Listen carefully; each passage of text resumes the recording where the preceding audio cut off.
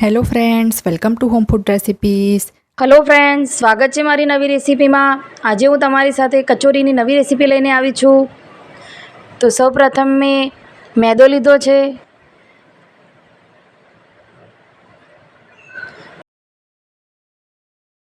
તો મેદામાં આપણે જીરું,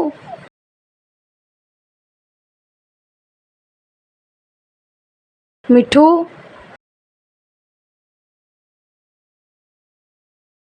અને તેલ ઉમેરી અને મોણ તૈયાર કરી લઈએ.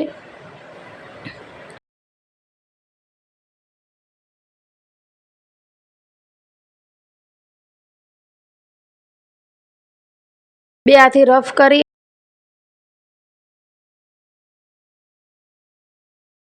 તો હવે આપણે અંદર થોડું થોડું પાણી નાખી અને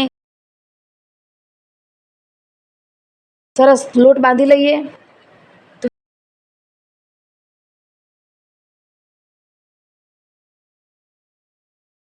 ફ્રેન્ડ્સ, જોઈ શકો છો સરસ લોટ બંધાઈને રેડી છે.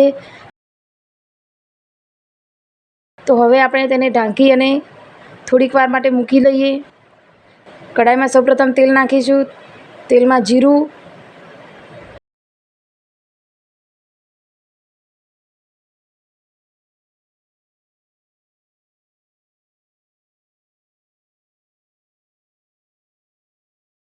આદુ મરચાંની પેસ્ટ,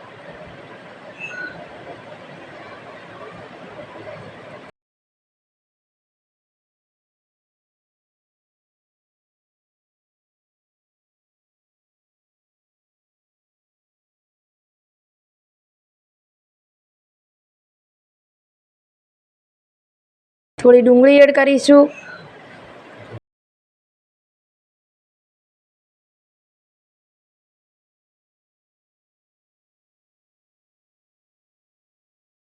ડુંગળી સરસ ચડી ગયા પછી મેં નાની વાટકી બેસન લીધું છે, તો બેસન એડ કરીશું. ફરીથી સરસ હલાવી લઈશું. પછી તેમાં મસાલા એડ કરીશું.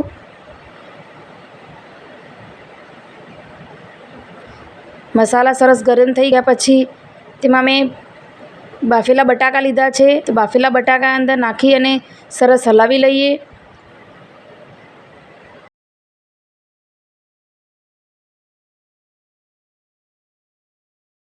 તો ફ્રેન્ડ્સ, જોઈ શકો તો સરસ મસાલો રેડી છે.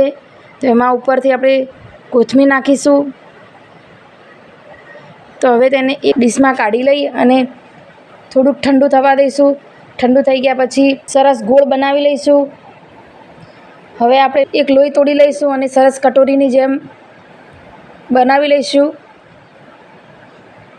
તો જોઈ શકો છો મેં કટોરી બનાવી લીધી છે અને તેમાં મસાલાનો જે લાડુ બનાવ્યો છે તે મૂકી લઉં. સરસ મસાલાને દબાવી અને પેક કરી લઈશું.